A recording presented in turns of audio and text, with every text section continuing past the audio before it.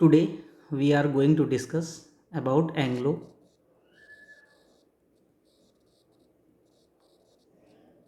Carnatic crisis.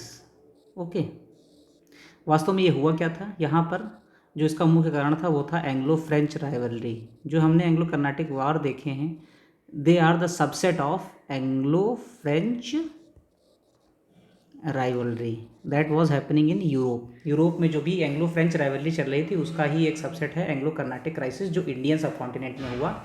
और ये जो एंग्लो फ्रेंच राइवलरी थी ये 5 कॉन्टिनेंट्स में चल रही थी, and India was one of the sub continent of that rivalry. Okay, हमको ये पता होना चाहिए कि जो एंग्लो कर्नाटिक क्राइसिस थी वो वास्तव में शुरू हुई थी 1746 में, और जो उसका अंत हुआ था वो हुआ था 1763 में with the war of Wandiwash and after this. Okay, तो इस दौरान भारत में तीन युद्ध देखे जा सकते हैं बिटवीन फ्रेंच एंड ब्रिटिश।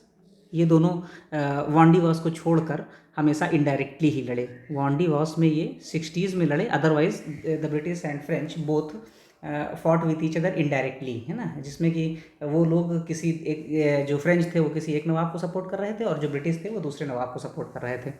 अगर हम एक मैप बनाएं इंडिया का मैं अगर मैप बनाता हूँ तो you can find that here in Bengal Chandannagar में कौन थे? फ्रेंच। वहीं कोलकाता में कौन थे? British. If I talk about the Carnatic region, you can assume that this was the Carnatic region and this was the Hyderabad region, है ना। You can find that this is Mysore. From here you can find that Marathas were there.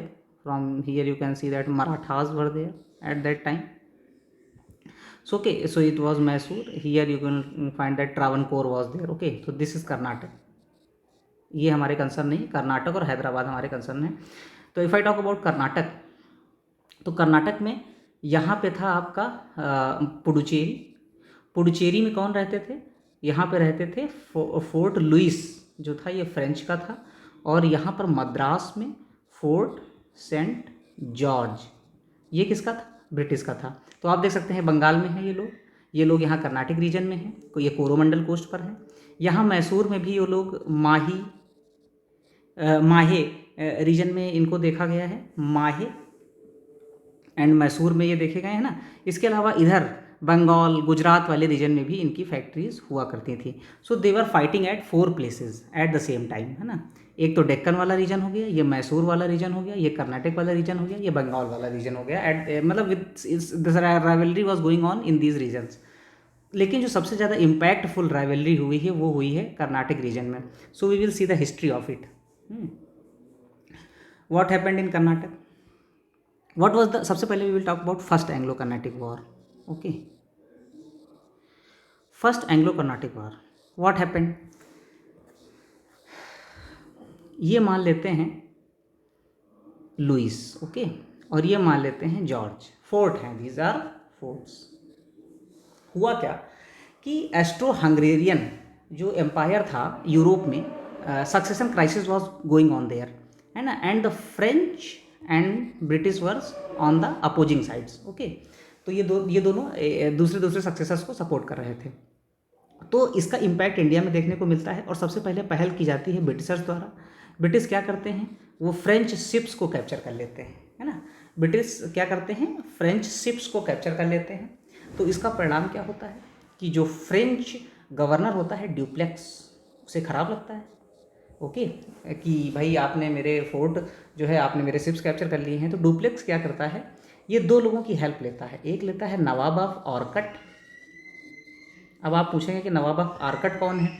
Arcot एक जगह थी Karnataka region में, मान लीजिए ये आर्कट है। आर्कट एक जगह थी कर्नाटक रीजन में, और यहाँ का जो नवाब होता था वही कर्नाटका का नवाब हुआ करता था। If I talk about Karnataka region, what happened in the Karnataka region? देखो, जो कर्नाटका था इन 1632 के आसपास, ये जो है मुग़ल एम्पायर का ही एक सरकार था जो कि निज़ाम के प्रति आंसरेबल था। But in you can see that, but in 17 but in give me 2 minutes. I am going to see what was what was the year. Okay, in 1724, in 1732. It's in 1732. It got its autonomy during the Mughal disintegration. Okay, it got its autonomy. So Nawab of Arcot was there, तो उसी इसीलिए Nawab of Arcot ही कर्नाटक पर उस समय rule कर रहा था। तो डुप्लेक्स ने नवाब ऑफ आर्कट की मदद ली और गवर्नर ऑफ मॉरिशस की मदद ली, फ्रेंच गवर्नर ऑफ मॉरिशस की मदद ली। एंड व्हाट ही डिड, उसने नवाब ऑफ आर्कट से कहा कि हमें फोर्ट सेंट लुइस से फोर्ट सेंट जॉर्ज जाने का लैंड रूट आप प्रोवाइड कराइए, बदले में I will give you Fort Saint George. Okay, और आप मुझे क्या देना, trade monopoly in this whole region. Okay, so this was the promise and he also got the promise that he will get some land. Okay, क्या हुआ, what happens next? हाँ, तो ये प्रॉमिस हो गई। ड्यूप्लेक्स जो था उसने भाई अपनी नीति को लागू किया। when he applied his policy and he went towards the Fort St. George and he captured in 1746, Dupleix captured St. George, but he didn't fulfill his promise. He said that I will not give you the fort to Nawab of Arcot. Nawab of Arcot से इसने क्या कहा कि हम आपको fort Saint George नहीं देंगे। और इस देखो, तो इसका परिणाम क्या हुआ कि जो ये नवाब ऑफ आर्कट था, है ना, ये अब ब्रिटिशर्स की तरफ हो जाएगा। Britishers were there in hiding at that time. तो नवाब ऑफ आर्कट ने क्या किया, पलटवार कर दिया। ओके, नवाब आर्कट ने पलटवार कर दिया और 1746 में ही नवाब ऑफ आर्कट ने फ्रेंच फैक्ट्री पर हमला बोल दिया, फोर्ट सेंट लुइस पर। अब जब हमला बोल दिया तो बैटल ऑफ अडियार लड़ा गया। इस बैटल ऑफ अडियार में होता क्या है, there were 10,000 persons from Nawab and versus only 900 persons from French and they won. अब जब ये जीत गए तो फ्रेंच डुप्लेक्स का पूरा अधिकार हो गया, कहाँ पर, फोर्ट सेंट जॉर्ज पर। अब जब डुप्लेक्स का अधिकार हो गया और इसने ये भी प्रूव कर दिया कि how inefficient the Indian armies were. Okay, but what happened in Europe at that time, एक एग्रीमेंट हो गया फ्रेंच और ब्रिटिश के बीच, that is called Aix la Chapelle. Okay, Aix la Chapelle in 1748. Due to this, French returned Madras fort to British, and what British got? British got Nova Scotia island in Europe. What French got? French got Nova Scotia island in Europe from British. So this was the agreement and due to this agreement first Anglo Carnatic war was ended. तो यहाँ पर जो battle of Adyar है that is important. It was fought between French and Nawab of Arcot. Nawab of Arcot lost this battle, okay, and Dupleix won this battle. लेकिन अंत में जीत आप देख रहे हैं किसकी हो रही है, इंडियन सब कॉन्टिनेंट में। Britishers are the winners because they are getting the Madras fort again, okay, and they are trading. आपको ये बता दें कि इस दौरान इसकी क्या रोल रही गवर्नर ऑफ मॉरिशस का। when the Dupleix broke his promise, after some time they also, the governor of Mauritius, they returned their land to British by taking some money from British, and this was the corruption because the company was public. It was a public company, so corruption was going on that in that company. Now with the Aix la Chapelle की संधि के साथ युद्ध समाप्त हो जाता है। दो चीज़ें इंपॉर्टेंट हैं, बैटल ऑफ अडियार और एक्सला सैपेल की संधि। 1746 में बैटल ऑफ अडियार लड़ा गया और 1748 में एक्सला सैपेल की संधि होती है। Now we will go to second Anglo Carnatic war. This time there was the crisis of succession in India. What was the crisis? The crisis was taking place at two places, okay. Firstly it is in Hyderabad and then it is in Karnataka. Okay, I will tell you what was there in Hyderabad. Hyderabad में देखिए हमने आपको बताया है कि 1724 में चिनकुलिच खान जो था उसने हैदराबाद रीजन को अपने लिए कार्व आउट कर लिया था, है ना। एंड वास्तव में क्या हुआ था, मोहम्मद शाह रंगीला ने चिनकुलिच खान को डेक्कन की सूबेदारी दी थी। After some time he carved out Hyderabad for himself for ruling that region and 1724 he got autonomy. So Chin Qilich Khan was the Subedar of that region. After his death, two claimants were there, two successors were there. I told you that this is a succession crisis. Two successors were there. Firstly, that was Nasir Jung, and second person was Muzaffar Jung. Okay, Nasir Jung and Muzaffar Jung. These two claimants were there. What happened? And this Nasir Jung was supported by Robert Clive, and this Muzaffar Jung was supported by Dupleix. Okay, देखिए सबसे पहले होता क्या है, what happened that I will tell you in a story format कि जो नासिर जंग होता है, देर इज़ अ बैटल, है ना, विद द मुजफ्फर जंग एंड नासिर जंग. तो नासिर जंग इसमें हारा जाता है, किल्ड हो जाता है, मार दिया जाता है, और ये मुजफ्फर जंग जो है शासक बन जाता है. फिर ये मुजफ्फर जंग की हत्या कर दी जाती है, एक विलेज रहता है उसका नाम रहता है कडप्पा, वहाँ के रूलर के द्वारा. और इसके बाद एक रूलर बनता है जिसका नाम होता है सलबत खान. ये जो सलबत खान होता है, he is a neutral person. वो ना क्या कहते हैं कि फ्रेंच को सपोर्ट करता है और ना ब्रिटिश को सपोर्ट करता है. ही is neutral for both the French and British. इस प्रकार आप देख सकते हैं कि हैदराबाद में लास्ट में कौन बना, सलबत खान. अभी जो सलबत खान था ये एक न्यूट्रल पर्सन है, ना ये सपोर्ट कर रहा है ड्यूप्लेक्स को, या ना सपोर्ट कर रहा है क्लाइव को. तो वास्तव में विजय किसकी हुई? वास्तव में विजय हुई क्लाइव की, because he is neutral and Dupleix was expecting that he will support him. वहीं पर जब ये मुजफ्फर जंग शासक बना था तो ही गेव द सूबेदारी of Deccan region to Dupleix. So Dupleix was the only European who got the Subedari. Okay, so you can see that here the Clive won. It is said that. आप ये भी समझ सकते हैं कि बराबरी पर छूट गया युद्ध. Second thing, the crisis was going on in Carnatic region. I told you earlier that Dost Ali Khan was king here from 1732 till 1740. जब 40 में इसकी डेथ होती है तो कौन शासक बनता है? सफदर अली खान. सफदर अली खान जो होता है, इसकी भी डेथ हो जाती है बहुत जल्दी ही, 2 साल में इसकी डेथ हो जाती है सफदर अली खान की. फिर with the help of Nizam of Hyderabad, Anwaruddin Nawab of Arcot भी जिसको हमने पहले बोला है, वो अनवरुद्दीन खान ही है. अनवरुद्दीन खान बन जाता है शासक कहाँ का? कर्नाटक रीजन का. ओके, निजाम ऑफ हैदराबाद की हेल्प से.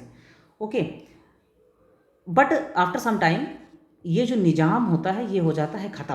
ओके, उसी समय दूसरा देखो, ये अनवरुद्दीन खान एक हो गया सक्सेसर इसका क्या कहते हैं, सफदर अली खान का, लेकिन ये निजाम के सपोर्ट से बना था. आफ्टर सम टाइम निजाम गॉट डाइड. जब निजाम की मृत्यु हो जाती है तो अनवरुद्दीन खान को चैलेंज करने आ जाते हैं कौन? चंदा साहिब. ये चंदा साहिब कौन है? चंदा साहिब वो व्यक्ति हैं जो पहले रहते थे त्रिचरापल्ली में. It is also in Karnataka region at the time. जो कर्नाटक था उस समय का वो तमिलनाडु रीजन में था. I told you in the map that the Karnataka region, जो जिसको हम कर्नाटक कह रहे हैं, वो वास्तव में तमिलनाडु वाला पार्ट था. तो त्रिचरापल्ली में चंदा साहब रहते थे, और चंदा साहब जो थे ये तंजौर पर अक्सर हमला किया करते थे. और तंजौर में at that time who was ruling? At that time Maratha rulers were there in Tanjore. So Tanjore वाले जब परेशान हो गए तो इन्होंने मराठाओं से हेल्प मांगी, and the Maratha came and they arrested Chanda Sahib from Tiruchirappalli and they took him to the Pune. But when the Maratha watched the situation in Karnataka region that Anwaruddin Khan is there, तो उन्होंने एक ट्रिक खेली, उन्होंने चंदा साहिब को रिलीज कर दिया. When Chanda Sahib came, he saw that Anwaruddin Khan is the king of the Karnataka region. So Chanda Sahib attacked Anwaruddin Khan. What happened? Chanda Sahib attacked Anwaruddin Khan. And the Battle of Amber was fight. Battle of Amber was fight in 1749, है ना, in which Anwaruddin got died और चंदा साहिब जीत गए. ठीक है ना. And Anwaruddin साहब का अनवरुद्दीन खान का एक बेटा हुआ था मोहम्मद अली वलाजा. तो Mohammed Ali Walajah fled from the place. Chanda Sahib ने सोचा कि मोहम्मद अली वलाजा जो है ये भागेगा, इसको मार देना जरूरी है, otherwise he will create problem for me in future. तो चंदा साहिब ने मोहम्मद अली वलाजा का पीछा किया. कहाँ तक पीछा किया? त्रिचरापल्ली तक. लेकिन जब ये पीछा किया तो उसी समय रॉबर्ट क्लाइव पिक्चर में आता है, और रॉबर्ट क्लाइव क्या कर देता है? आर्कट पे जाके बैठ जाता है. रॉबर्ट क्लाइव आर्कट में जाके बैठ जाता है. आपको पता है कि कर्नाटक की सीट कहाँ पर है? आर्कट में. जैसे उत्तर प्रदेश की सीट लखनऊ में है, कर्नाटक की सीट आर्कट में थी. इसी समय रॉबर्ट क्लाइव आर्कट में आके बैठ जाता है. तो अब ये क्या कहते हैं कि जो है चंदा साहिब सोचता है कि भाई चंदा साहिब सोचता है कि अगर हम तिरुचिरापल्ली में बैठे हैं और यहाँ पर हम किले को घेरे डाले बैठे हैं, उधर आर्कट में रॉबर्ट क्लाइव आ गया, तो वास्तव में रॉबर्ट क्लाइव अगर ने आर्कट कब्जा लिया, इसका मतलब हम फिर नवाब कहाँ रह गए। तो चंदा साहब वापस लौटता है और ये एक सीज, ये क्या करता है, the famous siege of Arcot took place in 1751। ये आर्कट वाले किले को घेर लेता है, लेकिन ये सक्सेसफुल नहीं होता चंदा Sahib. Because of that Chanda Sahib flee from here and there and he goes in hiding. At this time, what happens that the king of Tanjore, who is a Maratha ruler, he killed Chanda Sahib. When he was killed, Muhammad Ali Walaza was the Muhammad Ali Walaza was the king of Carnatic region. I am going to tell you कि जब यहाँ पर चंदा साहिब और अनवरुद्दीन के बीच जब fight हुई थी, तो चंदा साहब was supported by French and Anwaruddin was supported by British.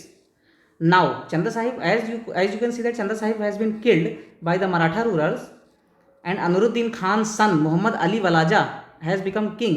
So he was supported by British, so British won in the Carnatic region. Okay, British won in the Carnatic region. What happens in the last? Okay, after some time what happened that this second Anglo-Carnatic war end with the Treaty of Pondicherry. Everything has been accepted. Treaty of Pondicherry के माध्यम से सब कुछ accept कर दिया गया, जो भी सिचुएशन थी कि हैदराबाद में कौन लास्ट में बैठ गया, जाके हैदराबाद में सलबत खान बैठ जाते हैं और फ्रेंच, और वहाँ पर कौन बैठ जाते हैं, क्या कहते हैं कि कर्नाटक रीजन में तुम्हारे मोहम्मद अली वलाजा, और फिर ट्रीटी ऑफ पॉन्डिचेरी हो जाती है फॉर पीस, है ना, इन फ्यूचर। फिर होता क्या है कि अब क्या करते हैं, जो फ्रेंच कंपनी होती है ये डुप्लेक्स को वापस बुला लेती है। इस सेज दैट यार तुम्हारी वजह से सारी प्रॉब्लम हो रही है, तुम लड़ाइयाँ कर रहे हो, इसलिए डुप्लेक्स को वापस बुलाया जाता है। And you also he was lost also, so he was called back. Now will go to the third Anglo Carnatic war. So treaty of Pondicherry when it took place in treaty of Pondicherry took place in 1754।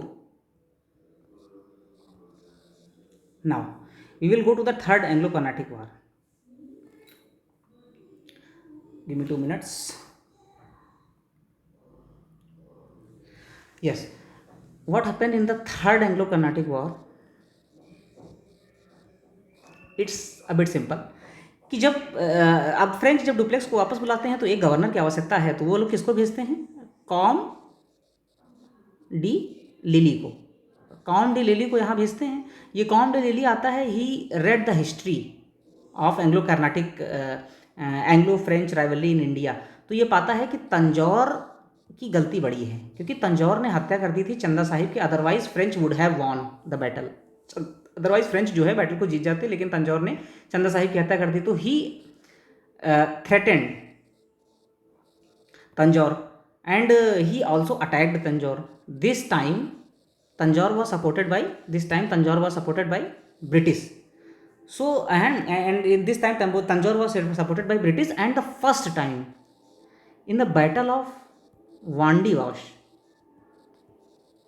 both the British and French fought head to head। पहली बार एक face to face एक दूसरे से लड़ते हैं, और हारता कौन है, फ्रेंच, है ना, और बुरी तरह डेसिमेटेड हो जाते हैं। और ब्रिटिशर्स इनका पीछा करते हैं, और पीछा करते करते इनको फोर्ट लुइस तक ले जाते हैं, और फोर्ट लुइस पर कब्जा कर लेते हैं ब्रिटिशर्स। ओके, तो ये बहुत बुरी पराजय होती है। इसके बाद इन 1763 एक ट्रीटी ऑफ पेरिस साइन की जाती है। इट हैपेंस इन क्या कहते हैं, यूरोप, क्योंकि जो यूरोप में एंग्लो फ्रेंच राइवलरी थी, that was happening with the मतलब उसी समय हो रही थी जब इंडिया में एंग्लो कर्नाटिक वॉर्स चल रहे थे। एंग्लो फ्रेंच राइवलरी इंडिया में भी हो रही थी और एंग्लो फ्रेंच राइवलरी यूरोप में भी हो रही थी। Okay, so with the treaty of Paris it is ended. जो फोर्ट सेंट लुइस है वो वापस कर दिया जाता है, किसको, फ्रेंच को। अब फ्रेंच यहाँ रहेंगे, और फ्रेंच से ये कहा जाता है कि you will have no political role from here. तो अब क्या होता है कि फ्रेंच यहीं क्या कहते हैं, लिमिट होकर रह जाते हैं फोर्ट सेंट लुइस से, और उनका जो रोल रहता है वो केवल ट्रेडिंग राइट्स उनको रहते हैं। और आप पाएंगे कि फ्रेंच बहुत दिन तक इंडिया में रहते हैं, जब बाद में पुडुचेरी, माहे, ये सब राज्य क्या कहते हैं कि बाद में इंडिया इनसे कैप्चर करती है। Okay, so you can see that finally the British won. Okay, तो अब अगर हम आपको बहुत ही शॉर्ट में बताएं तो what happened that I am going to give you some idea that first Anglo Carnatic जो वॉर था, it started with battle of Adyar, okay, 1746, and it ended with 1748 treaty of Aix la Chapelle, okay, Chapelle CH. The second Anglo, if I talk about second Anglo-Carnatic War, it started, you can see that it started with siege of Arcot by Chanda Sahib in 1751, and it ended with Treaty of Puducherry in 1754. And in the third Anglo-Carnatic War, it started with Battle of Vandivas in 1760, and it ended with Treaty of Paris in 1763. So these were the three battles which were fought by Britishers. I think you have got some idea about the story. देखो story उतनी important नहीं है exam के लिए, but if you have got the idea you can write the other things. In the next video I will tell